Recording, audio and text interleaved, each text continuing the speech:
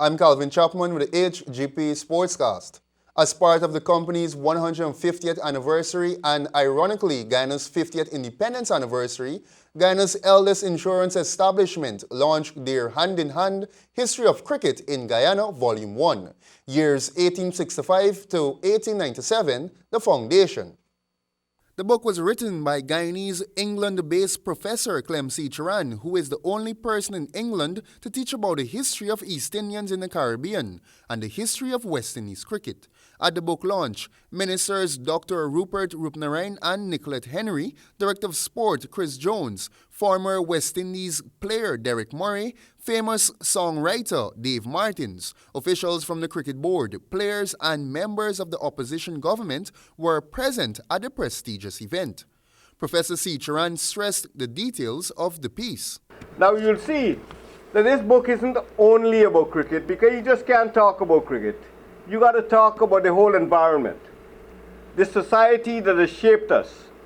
And you will see also that I talk about a lot of English and British people who made a major contribution to the shaping of our societies.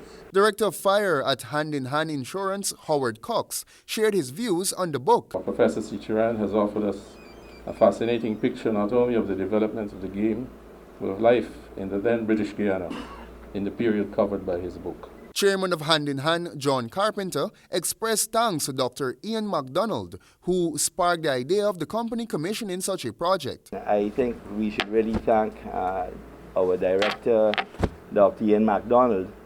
When we were tossing around, how do we recognize 150 years of service to a country, and what can we do that can be remembered? I think you think, how do you remember? Put it in writing, and I think from there it sort of grew. And I do believe it's fortuitous that, or some kind of coincidence, that I think the first international match that the Guyana ever played was against Barbados some 150 years ago, in the same year that we started as an insurance company. During the ceremony, Professor C. Charan read excerpts from his 465-page long book, which is just the first of his series. The 11, and this is another club, a real club, the 11 of the invincible platonics of the village of Scamperdown. Well, they changed Scamperdown, that must be Pleasance somewhere.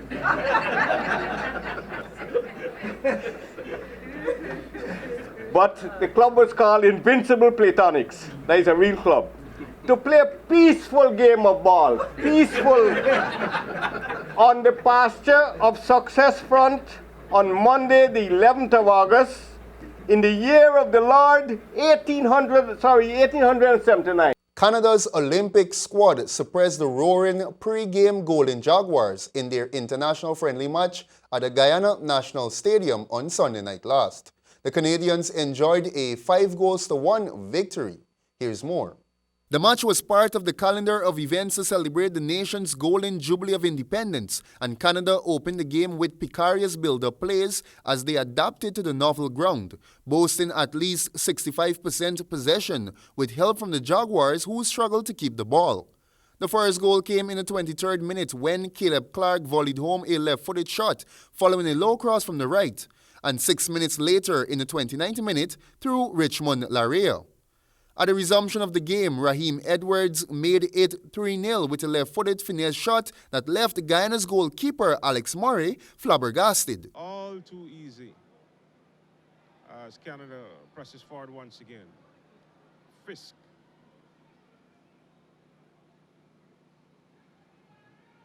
For the Canadians, number 14 all alone at the top of the box. And it's goal number 3. Goal number 3 for the Canadians. Number 14, Cam, left-footed shot into the V on the right side. As we see in the replay, all alone, look there, in the V. Young Treon Bob was a bright spot of the Jaguars team. He made good runs, dribbled past defenders and got the ball into dangerous positions into the box. He had a superb game within a majorly outplayed squad. Hubert Pedro from Fruta Conquerors, who has seen a spike in form in the Stag Elite League, surprisingly did not start the game, but came on at halftime.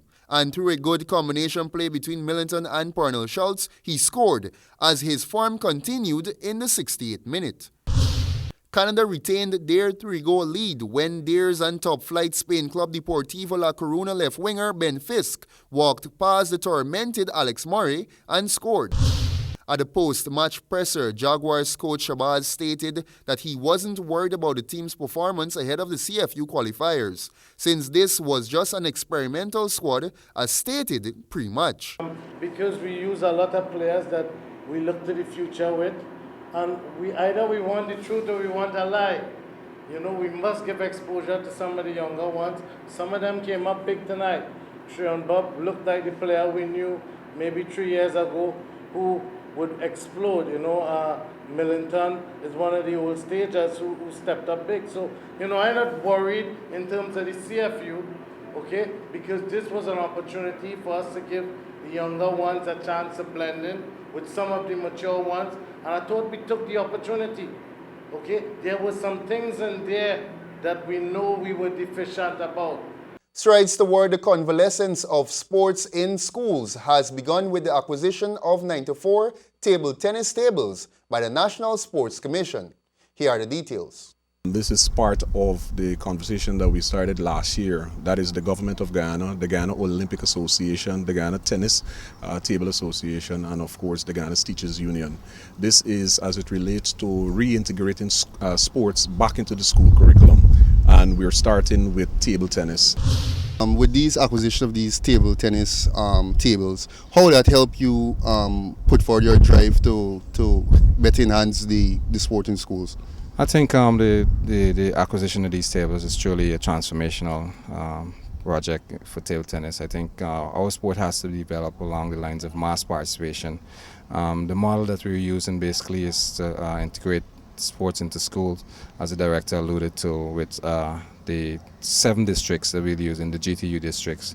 It's a collaborative effort between the government of Guyana, the Guyana Olympic Association, and the GTU, and the Olympic Association. What this would do basically is bring a nucleus of players to the national grid at a higher level, so that we basically be targeting players between the ages of 6 to 15 years old. The coaching program, would that be part of the school curriculum as the Minister of Education had indicated?